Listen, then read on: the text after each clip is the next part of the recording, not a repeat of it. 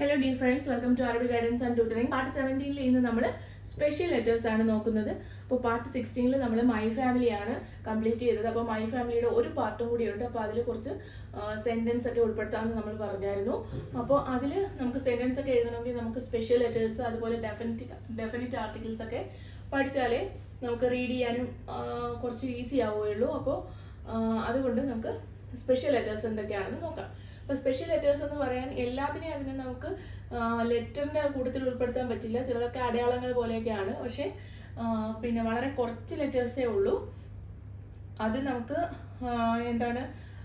പിന്നെ ഒത്തിരി റൂൾസ് ഒക്കെ ഉണ്ട് ചില ലെറ്റേഴ്സിനൊക്കെ. പക്ഷെ നമുക്ക് സിമ്പിളായിട്ട് കൊച്ചുകുട്ടിയൊക്കെ എങ്ങനെ അത് മനസ്സിലാക്കാം, റീഡ് ചെയ്യാനും റൈറ്റ് ചെയ്യാനും മാത്രം പഠിച്ചാൽ മതി. അതിൻ്റെ ഒത്തിരി റൂൾസ് ഒന്നും നമ്മൾ പഠിക്കേണ്ട. അപ്പോൾ നമുക്ക് ഫസ്റ്റ് ലെറ്റർ നോക്കാം. ലാം അലിഫ് എന്ന് പറയുന്ന ലെറ്റർ ആണ്. ലാമ അലിഫ് നമുക്ക് കേൾക്കുമ്പോൾ തന്നെ മനസ്സിലാവും. ലാമും അലിഫും, ലാം പ്ലസ് അലിഫ്, ഇത് രണ്ടും കൂടി ജോയിൻ ചെയ്തിട്ട് ഒരു കൂട്ടക്ഷരം പോലെ, അതായത് മലയാളത്തിൽ ഇക്ഷ എന്നൊക്കെ നമ്മൾ പറയുകയില്ലേ, കായും ഷായും കൂടെ ചേർത്ത് എഴുതുന്ന, അതുപോലെ ചേർത്ത് എഴുതുന്ന ഒരു കൂട്ടക്ഷരം പോലെ എഴുതുന്നതാണ് ലാം അലിഫ്. അപ്പൊ അതെങ്ങനെയാണെന്ന് നമുക്കൊന്ന് നോക്കാം. ഫസ്റ്റ് ഞാനിവിടെ ലെറ്റർ ജോയിനിങ്ങിൽ എഴുതുന്ന പോലെ എഴുതുകയാണ്. സലാം എന്നാണ് ഞാൻ എഴുതുന്നത്. ഈ ഒരു അലിഫ് ലോങ് വവൽ ആയതുകൊണ്ട് അടയാളം ഒന്നും കൊടുത്തിട്ടില്ല. ഫത്തായും ഒരു അലിഫും, ഇത് ലോങ് വവൽ ആയതുകൊണ്ട് ഈ അലിഫിന്റെ മുകളിൽ അടയാളം ഒന്നും ഇല്ല. അപ്പോൾ സലാം എന്നാണ് എഴുതുന്നത്. അപ്പോൾ നമുക്കൊന്ന് എഴുതി നോക്കാം. നമ്മൾ നേരത്തെ പഠിച്ച ലെറ്റർ ജോയിനിങ് അറിയാത്തവർ ലിങ്ക് താഴെ കൊടുത്തിട്ടുണ്ട്, കാണുക. അപ്പോൾ സീൻ്റെ ഹാഫ് നമ്മൾ എഴുതി. പിന്നെ നമ്മൾ എന്താണ് പഠിച്ചത്? ലാം ജോയിൻ ചെയ്ത് എഴുതുക. പിന്നെ ഫത്ത കൊടുത്തു, ഇവിടെയും ഫത്ത കൊടുത്തു. അതിനുശേഷം നമ്മൾ പഠിച്ചിരിക്കുന്നത് അലിഫ് ലെറ്ററിന് ചേഞ്ച് ഒന്നുമില്ല, റൈറ്റ് സൈഡിൽ ജോയിൻ ചെയ്യും, ലെഫ്റ്റ് സൈഡിൽ ജോയിൻ ചെയ്യില്ല എന്നാണ് നമ്മൾ പഠിച്ചത്. പിന്നെ ലെഫ്റ്റ് സൈഡിൽ ജോയിൻ ചെയ്യാത്തതുകൊണ്ട് തന്നെ മീം സെപ്പറേറ്റ് ആയിട്ട് മാറി നിൽക്കും. ഇങ്ങനെയാണ് നമ്മൾ പഠിച്ചത്. അപ്പോൾ ഒരിക്കലും നമ്മൾ നോക്കൂ, ലാമും അലിഫും കൂടി ചേർത്തിട്ട് ഇങ്ങനെ ഒരു ബക്കറ്റ് ഷേപ്പിലാണ് എഴുതിയിരിക്കുന്നത്. ഒരിക്കലും ലാമും അലിഫും കൂടി ഇങ്ങനെ എഴുതില്ല. പകരം ഈ അലിഫിനെ നമ്മൾ ഇവിടുന്ന് മാറ്റിയതിന് ശേഷം ഇങ്ങനെ ചരിച്ച് ഇതിനകത്തോട്ട് ഇങ്ങനെ എഴുതും. എന്താണ്? ലാമും അലിഫും ഇങ്ങനെ വരുമ്പോൾ ലാമ് ഒരു ലെറ്ററിൽ ജോയിൻ ചെയ്ത് ഇങ്ങനെ താഴോട്ട് ഇങ്ങനെയാണ് വരുന്നത്. ഇങ്ങനെ വരുമ്പോൾ അലിഫ് ഒരിക്കലും ഇങ്ങനെ സ്ട്രെയിറ്റ് ആയിട്ട് കൊടുക്കാതെ നമ്മൾ ഇങ്ങനെ ചരിച്ച് ഇതിന് അകത്തോട്ട് കൊടുക്കും. ഫ്രണ്ടിൽ സീൻ എന്ന് പറയുന്ന ലെറ്റർ ഉണ്ട്, സീൻ. പിന്നെ ലാം ഇങ്ങനെ ചരിച്ച് ഇതിനകത്തോട്ടാണ് കൊടുക്കുന്നത്. അപ്പോൾ ഈ ഒരു ലെറ്ററിനെയാണ് നമ്മൾ എന്ത് പറയുന്നത്? ലാം അലിഫ് എന്ന് പറയുന്നത്. സലാം. അപ്പൊ നിങ്ങൾക്ക് തോന്നും ഇവിടെ ലാമിന്റെ എൻഡ് ആണ് ഇവിടെ വരുന്നത്, ഇതങ്ങ് മീമിലൂടെ ചേർത്ത് എഴുതിക്കൂടെയെന്ന്. അങ്ങനെ ഒരിക്കലും എഴുതാറില്ല. എന്തുകൊണ്ടാണ്? ഈ അലിഫിന് ശേഷമാണ് ഈ മീം വരുന്നത്. അതുകൊണ്ട് തന്നെ ഇവിടെ ആ ഗ്യാപ്പ് നമുക്ക് വേണം. അപ്പൊ ഇതാണ് ലാം അലിഫിന്റെ ഫസ്റ്റ് ഷേപ്പ്. നോക്കൂ, നമ്മൾ ഒരു ലെറ്ററിൽ ജോയിൻ ചെയ്ത് ലാം മുകളിലോട്ട് വന്നു, ഇങ്ങനെ എഴുതി. അതിനുശേഷം അലിഫ് ഞാൻ വേറെ കളറിൽ കൊടുക്കാം, ഇങ്ങനെ ചരിച്ചെഴുതി. ഇതാണ് ലാം അലിഫ്. ഇത് ലാം, ഇത് അലിഫ്. ഇപ്പൊ നമ്മള് ഇവിടെ ലാമിനാണ് ഫത്ത ഉള്ളത്, അലിഫിന് അടയാളങ്ങളൊന്നും തന്നെ ഇല്ല. ചില വേർഡ്സ് പഠിക്കുമ്പോൾ നമുക്ക് അതിൽ മനസ്സിലാവും ഈ അലിഫ് അടയാളം ഉള്ളതും ഇല്ലാത്തതും ഒക്കെ വരും. അപ്പോൾ ഇതിപ്പോൾ ലോങ് വവൽ ആയതുകൊണ്ട് അടയാളമൊന്നും ഇല്ല. ഇനി ലാം അലിഫിന് വേറൊരു ഷേപ്പും കൂടി ഉണ്ട്. അപ്പോൾ അത് എപ്പോഴാണ് വരുന്നതെന്ന് നമുക്ക് നോക്കാം. ഇപ്പൊ ഇവിടെ ഞാനൊരു സീൻ മാറ്റിയിട്ട് സാ എന്നുള്ളത് മാറ്റി ഇവിടെ ഞാൻ ആ എന്ന് എഴുതുകയാണെന്ന് വിചാരിക്കുക. ഓക്കെ, ആ എന്ന് എഴുതുകയാണെങ്കിൽ ഇത് ഞാൻ എങ്ങനെയാണ് ജോയിൻ ചെയ്ത് എഴുതുക? അപ്പോൾ എന്താണ് എഴുതേണ്ടത്? ആദ്യം ആ എന്ന് എഴുതി, അലിഫ് ലെഫ്റ്റ് സൈഡിൽ ജോയിൻ ചെയ്യുകയില്ല. അപ്പോൾ ഞാൻ ലാമും അലിഫും കൂടി ജോയിൻ ചെയ്ത് ഇങ്ങനെ എഴുതി, ദെൻ മീം കൊടുത്തു. ഈ ഒരു അലിഫിന്റെ ഫോമാണ് ലാം അലിഫാണ് നമ്മളിപ്പോൾ പഠിച്ചത്. പക്ഷെ ചിലയിടത്തൊക്കെ ഇങ്ങനെ എഴുതി കാണാറുണ്ട്. പക്ഷെ നോർമലി ഇങ്ങനെ അല്ല എഴുതേണ്ടത്. ലാം അലിഫ് ഇങ്ങനെ സെപ്പറേറ്റ് ആയിട്ട് നിൽക്കുന്ന, ഫ്രണ്ടിലത്തെ ലെറ്ററുമായിട്ട് ജോയിൻ ചെയ്യാതെ സെപ്പറേറ്റ് ആയിട്ട് നിൽക്കുന്ന സമയത്ത്, എന്താണ്, ഫ്രണ്ടിലത്തെ ലെറ്ററുമായിട്ട് ജോയിൻ ചെയ്യാതെ, ഒരിക്കലും ബാക്കിലത്തെ ലെറ്ററിൽ ജോയിൻ ചെയ്യില്ല, ആഫ്റ്റർ ലെറ്ററിൽ ജോയിൻ ചെയ്യില്ല. എന്തുകൊണ്ട്? അലിഫാണ് വരുന്നത്. അപ്പൊ ഫ്രണ്ടിലത്തെ ലെറ്ററിൽ ജോയിൻ ചെയ്യാതെ അലിഫ്, ലാം അലിഫ് ഇങ്ങനെ സെപ്പറേറ്റ് ആയിട്ട് നിൽക്കുമ്പോൾ ലാം അലിഫിന് വേറൊരു ഷേപ്പാണ് കൊടുക്കുന്നത്. അപ്പൊ ആ ഷേപ്പാണ് ഇങ്ങനെ ചരിഞ്ഞു വന്നതിന് ശേഷം ഇങ്ങനെ വരിക. ഈ ഒരു ഷേപ്പാണ് നമ്മൾ മലയാളത്തിൽ ഇറൊക്കെ എഴുതുന്ന പോലെ ഒരു ഷേപ്പാണ്. എങ്ങനെയാണ്? ഇങ്ങനെ ചരിഞ്ഞു വന്നതിന് ശേഷം ഇങ്ങനെ ഒരു ഷേപ്പ്. ഇവിടുന്ന് സ്റ്റാർട്ട് ചെയ്യുന്നു, താഴെ വരുന്നു, ഇങ്ങനെ കർവ് ചെയ്ത് മുകളിലോട്ട് പോകുന്നു. അപ്പോൾ ഇതിൽ ഏതാണ് ലാമ് ഏതാണ് അലിഫ് എന്ന് നമുക്ക് നോക്കാം. ആദ്യം ലാമ് നമ്മൾ ഇവിടുന്ന് ഇങ്ങനെ എഴുതുന്നു, ഇതാണ് ലാമ്. അതിനുശേഷം അലിഫ് ഇവിടുന്ന് ഇങ്ങോട്ട് ജോയിൻ ചെയ്യുന്നു. ഇത് ലാമ്, ഇത് അലിഫ്, ഇത് ലാമ്, ഇത് അലിഫ്. അപ്പോൾ ഇവിടെ നമ്മൾ ലാമിനാണ് ഫത്തയുള്ളത്. അപ്പോൾ ലാമിന്റെ ഫത്ത നമ്മൾ ഇവിടെ കൊടുക്കുന്നു. ഇത് ലോങ് വവൽ ആയതുകൊണ്ട് തന്നെ ഇതിന് അടയാളങ്ങളൊന്നുമില്ല, അതുകൊണ്ട് ഈ അലിഫ് ഇങ്ങനെ എഴുതുന്നു. അപ്പോൾ ഇതാണ് രണ്ടാമത്തെ ഷേപ്പ്. അപ്പോൾ നോക്കാം, രണ്ടാമത്തെ ഷേപ്പ് എന്താണ്? ഇങ്ങനെ ലാമ് വരുന്നു, അതിനുശേഷം ഇങ്ങനെ അലിഫ് എഴുതുന്നു. അപ്പൊ ഇതാണ് ലാം അലിഫിന്റെ രണ്ട് ഷേപ്പ്. ഇനി ഇത് വേഴ്സിൽ വരുമ്പോൾ നമുക്ക് മനസ്സിലാകും. പക്ഷെ ഇവിടെ ഇപ്പൊ നമ്മുടെ ഷേപ്പ് കാണിക്കുമ്പോൾ ഇങ്ങനെ അടയാളങ്ങളൊന്നും ഇല്ലാതെ ഈ ഒരു ഷേപ്പേ കാണിക്കാൻ പറ്റുകയുള്ളൂ. വേഴ്സിൽ വരുമ്പോൾ ചിലപ്പോൾ ലാമിന് അടയാളം ഉണ്ടാവും, ഇല്ലെങ്കിൽ അലിഫിന് അടയാളം ഉണ്ടാവും. അപ്പൊ അതനുസരിച്ച് നമ്മൾ വായിക്കണം. അപ്പോൾ ഇനി നമുക്ക് കുറച്ച് വേർഡ്സ് എഴുതി നോക്കാം. അപ്പോൾ നമുക്ക് മനസ്സിലാവും ലാം അലിഫ് എങ്ങനെയാണ്, അത് പിന്നെ അടയാളങ്ങളൊക്കെ വരുമ്പോൾ എങ്ങനെയാണ് വായിക്കേണ്ടതെന്നൊക്കെ നമുക്ക് മനസ്സിലാവും. അപ്പോൾ ഫസ്റ്റ് നമുക്ക് മലാബിസ് എന്ന് പറയുന്ന ഒരു വേർഡ് എഴുതാം. മീം, ദെൻ ലാം, ദെൻ ബ പ്ലസ് സി, മലാബിസ്. മലാബിസ് എന്ന് പറഞ്ഞാൽ ക്ലോസ് എന്നാണ്. ഇവിടെ അലിഫിന് അടയാളമൊന്നുമില്ല, ഇത് ലോങ് വവലാണ്, അതുകൊണ്ടാണ്. അപ്പൊ ഇതെങ്ങനെയാണ് ജോയിൻ ചെയ്ത് എഴുതുന്നത്? ഫസ്റ്റിൽ ഞാൻ മീം എഴുതി, അതിനുശേഷം ലാമ് ഈ ഒരു ഷേപ്പാണ്. എന്തുകൊണ്ടാണ്? ലാമ് ഫ്രണ്ടിലത്തെ ലെറ്ററുമായിട്ട് ജോയിൻ ചെയ്യുന്ന ഷേപ്പിലാണ്, അതുകൊണ്ട് തന്നെയാണ് ഈ ഷേപ്പാണ് കൊടുക്കുന്നത്. മല, പിന്നെ ഇവിടെ ജോയിൻ ചെയ്ത് എഴുതുകയില്ല, അലിഫിന് ശേഷമാണ് ഈ ബാ വരുന്നത്. മലാബിസ്. നോക്കൂ, മീമ്, ദെൻ ലാം അലിഫിന് ഈ ഒരു ഷേപ്പാണ് വരുന്നത്. ലാമിന്റെ മുകളിലാണ് ഫത്ത ഉള്ളത്, അതുകൊണ്ട് കൊടുത്തു. അതിനുശേഷം ഇവിടെ ജോയിൻ ചെയ്യില്ല, പിന്നെ ബി ബ് എഴുതി, മലാബിസ് എന്നെഴുതി. അപ്പൊ അതുപോലെ വേറൊരു വേർഡ് നമുക്ക്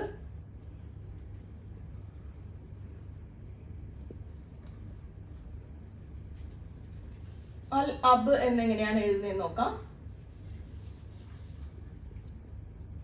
അലിഫ് എഴുതുന്നു, സോറി, അൽ അബ്,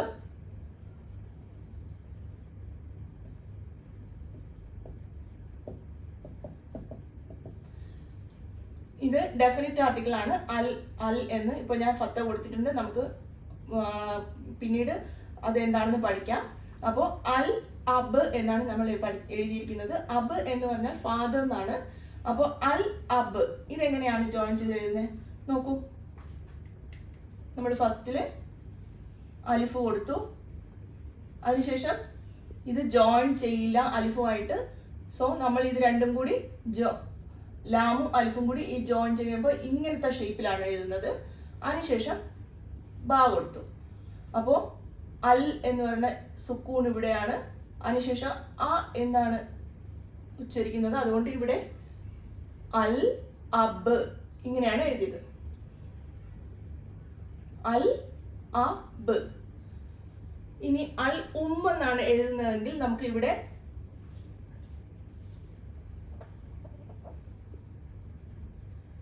ഉ എന്നാണ് വരുന്നത്. ഉമ്മ, അൽ ഉമ്മ. അങ്ങനെയാണെങ്കിൽ നമ്മൾ സെയിം ആണ് എഴുതുന്നത്. നോക്കൂ, ഇവിടെ ഉ എന്ന് കൊടുക്കും, അൽ ഉമ്മ. നമ്മൾ മലയാളത്തിലെ പോലെയല്ല, നമ്മൾ ചില വേർഡ്സിന്റെ ഒക്കെ ഇടയിൽ അറബിക്കില് സ്വരാക്ഷരങ്ങൾ അതുപോലെ വരും. നമുക്ക് ഒരിക്കലും ഒരു വേർഡിന്റെ ഇടയ്ക്ക് ആ എന്ന് കാണാൻ പറ്റില്ല, അല്ലെങ്കിൽ ഇ എന്ന് കാണാൻ പറ്റില്ല. പക്ഷെ അറബിക്കില് ഒരു വേർഡിന്റെ ബിറ്റ്വീൻ, അത് ഇടയ്ക്കുള്ള അക്ഷരം ഇങ്ങനെ ആ ഇ ഉ എന്ന് സ്വരാക്ഷരങ്ങൾ അതുപോലെ വരാറുണ്ട്. നമ്മൾ കോ ഓപ്പറേറ്റീവ് എന്ന് പറയുമ്പോൾ ഇവിടെ ഓ വവൽ സൗണ്ട് കൊടുക്കുന്നത് കോ ഓപ്പറേറ്റീവ്, അതുപോലെ അത് അറബിക്കിൽ വരാറുണ്ട്. നമ്മൾ നെക്സ്റ്റ് സ്പെഷ്യൽ ലെറ്റർ ആയ ഹംസ പഠിക്കുമ്പോൾ നമുക്കത് പഠിക്കാം. അപ്പോൾ ഇത് നോക്കൂ, അൽ എന്നാണ് എഴുതിയിരിക്കുന്നത്. ഇനി അൽ ഇഫ്താർ എന്നാണ് എഴുതുന്നതെങ്കിൽ എങ്ങനെ എഴുതും?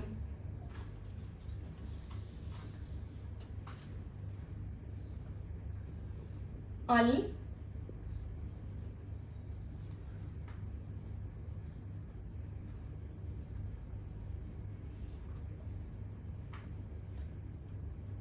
അൽ ഇ എന്നാണ് ഞാൻ പറഞ്ഞിരിക്കുന്നത്, അൽ ഇഫ്താർ. അപ്പൊ ഈ സൈഡിലാണ് ഇ എന്ന് കൊടുക്കുന്നത്, അൽ ഇ, അൽ ഇവിടെ ഇ. എന്തുകൊണ്ടാണെന്ന് വെച്ച് കഴിഞ്ഞാൽ നമ്മൾ അൽ ഇങ്ങനെയാണ് ലാമ് വരുന്നത്, അതിനുശേഷം അലിഫ് ഇങ്ങനെയാണ് എഴുതുന്നത്. അപ്പൊ അലിഫിന് കൊടുക്കുന്നത് കൂടുതലും ഈ സൈഡിലാണ് നമ്മൾ കൊടുക്കുന്നത്,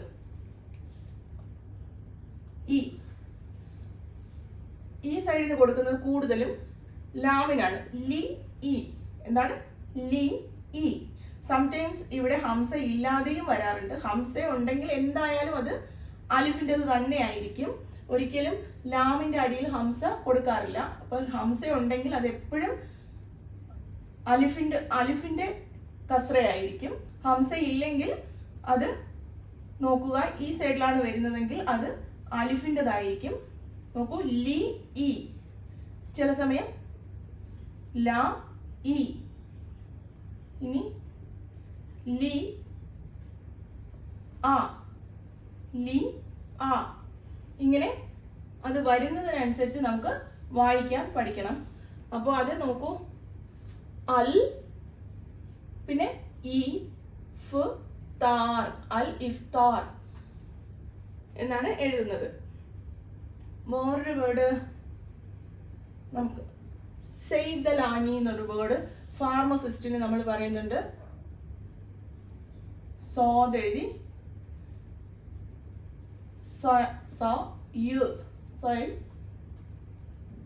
സൈദ ദാലാണ്, സൈദ ഇവിടെ ലോങ് വവലാണ്, സൈദലാനി എന്ന് പറഞ്ഞാൽ ഫാർമസിസ്റ്റ് എന്നാണ്. നോക്കൂ, സോദ് യ, സോ യ സുക്കൂൺ കൊടുത്തു, സൈദ ലാ. ഇത് ലോങ് വവലായിട്ട് വന്നത് കൊണ്ട് ഇതിന് അടയാളങ്ങളൊന്നും തന്നെ ഇല്ല. പിന്നെ നീ. അതുപോലെ രണ്ട് ഷേപ്പും വരുന്ന ഒരു വേർഡ് നമുക്ക് നോക്കാം. അൽ ഇസ്ലാം എന്ന് എഴുതി നോക്കാം. അൽ ഇ സ് ലാം. നോക്കൂ, ഇവിടെ ആ ല്, പിന്നെ ഇവിടെയാണ് ഇ എന്ന് വന്നിരിക്കുന്നത്, അൽ ഇ സ്. ഇത് ലോങ് വവലാണ്, ഇസ്ലാം. എപ്പോഴാണ് അലിഫിന്റെ മുകളിൽ അടയാളം ഒന്നുമില്ലാത്തത് അത് ലോങ് വവൽ ആയിരിക്കും. പക്ഷേ കൺഫ്യൂഷൻ വേണ്ട. മിഡിൽ ഈസ്റ്റിലൊക്കെ പിന്നെ സ്കൂളിൽ പഠിക്കുമ്പോൾ അവര് അന എന്നൊന്നും എഴുതുമ്പോൾ ഫസ്റ്റിൽ ഇങ്ങനെ എഴുതാറില്ല, അടയാളങ്ങളൊന്നും ഇടാതെ അന എന്ന് എഴുതാറുണ്ട്. അപ്പോൾ അതുകൊണ്ട് അത് നമ്മൾ പോകെ നമുക്കത് പ്രാക്ടീസ് ആവും.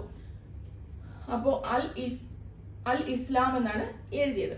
അപ്പൊ ഇതാണ് ലാം അലിഫ്. ഒന്നുകൂടി എന്താണ് ലാം അലിഫ് എന്ന് പറഞ്ഞു കഴിഞ്ഞാൽ രണ്ട് കൂട്ടക്ഷരങ്ങളാണ്, രണ്ട് ഷേപ്പിൽ എഴുതുന്നതാണ്.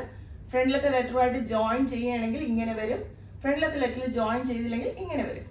അടയാളങ്ങൾ അതിനനുസരിച്ച് നമ്മൾ കൊടുക്കണം. ഇത് ലാം, ഇത് അലിഫ്. ഇവിടെയാണ് ഇത് ലാം, ഇത് അലിഫ്. അപ്പൊ അങ്ങനെയാണ് കൊടുക്കേണ്ടത്. ഇനി ഒരു ലെറ്റർ എന്ന് പറയാൻ പറ്റില്ല, ഒരു അടയാളം പോലെ എഴുതുന്നതാണ് ഡാഗർ അലിഫ് എന്നാണ് പേര്. ഇത് വളരെ സിമ്പിളാണ്, ഡാഗർ അലിഫ്. അത് കൂടുതലും ചില സ്ഥലങ്ങളിലൊക്കെ കാണാറുള്ളൂ. കൂടുതലും ഈ ഹാദ എന്നൊക്കെ എഴുതുമ്പോൾ ഹാദ എന്ന് പറഞ്ഞാൽ ദിസ് എന്നാണ്. അപ്പൊ ഇങ്ങനെ എഴുതി കാണും. ഇതൊരു അലിഫായിട്ട് തന്നെ നമ്മൾ കൺസിഡർ ചെയ്യണം, ലോങ് വവൽ അലിഫ്. അതായത് നോക്കൂ,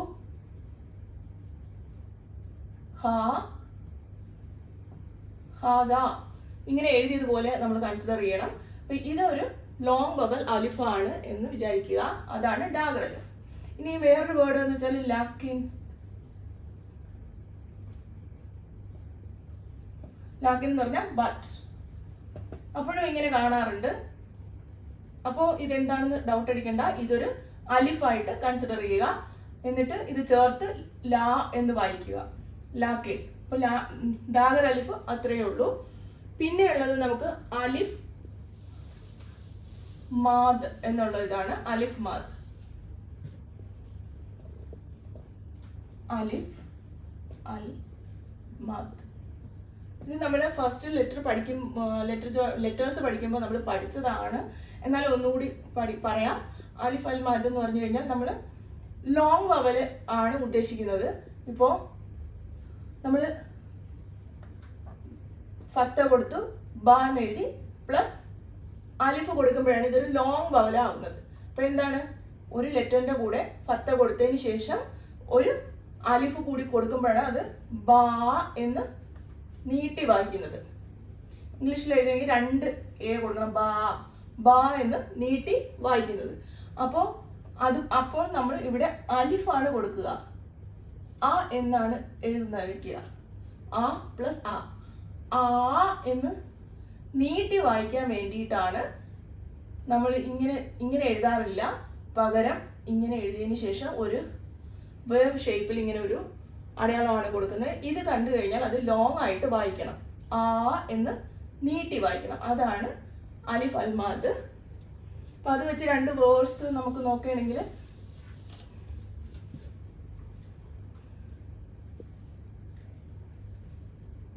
ആകുലു മീൻസ് ഐ ആം ഈറ്റിംഗ് എന്നാണ്, ആകുലു. പിന്നെ ആസിഫ് എന്നൊരു വേർഡ് ഉണ്ട്, സോറി എന്നാണ്, ആസിഫ്. ആ എന്ന് നീട്ടി വായിക്കുക. എന്താണ്, ഇങ്ങനെ ഒരു വേവ് ഷേപ്പിൽ ഒരു ഇത് കണ്ടു കഴിഞ്ഞാൽ അത് ലോങ് ആയിട്ട് വായിക്കുക, ആ എന്ന് നീട്ടി വായിക്കുക. അപ്പൊ ഇതാണ് അലിഫ് അൽ മാദ്. അപ്പൊ ഇനി നമുക്ക് വേറെ 2-3 ലെറ്റേഴ്സും കൂടി ഉണ്ട്. അത് നമുക്ക് നെക്സ്റ്റ് ക്ലാസ്സിൽ പഠിക്കാം. ഏതൊക്കെയാണെന്ന് വെച്ച് കഴിഞ്ഞാൽ താമർബുത്ത, നിങ്ങൾ പലപ്പോഴായിട്ട് താമർബുത്ത നമ്മൾ പഠിച്ചിട്ടുണ്ട്. അതുപോലെ തന്നെ പിന്നെ അലിഫ് മക്സൂറ, പിന്നെ ഉള്ളത് നമുക്ക് ഹംസ എന്ന് പറയുന്നത്, പിന്നെ അലിഫ് അൽവാസൽ എന്ന് പറയുന്ന ഒരു ലെറ്റർ. അങ്ങനെയൊക്കെയുള്ള നമുക്കൊരു 3-4 എണ്ണം പഠിക്കാനുണ്ട്. അപ്പോൾ അത് നെക്സ്റ്റ് പാർട്ടിലിടാം. അപ്പോൾ വീഡിയോ ഇഷ്ടപ്പെട്ടെന്ന് വിചാരിക്കുന്നു. ഇഷ്ടപ്പെട്ടെങ്കിൽ ലൈക്ക് ചെയ്യുക, ഷെയർ ചെയ്യുക, സബ്സ്ക്രൈബ് ചെയ്യുക. Thank you.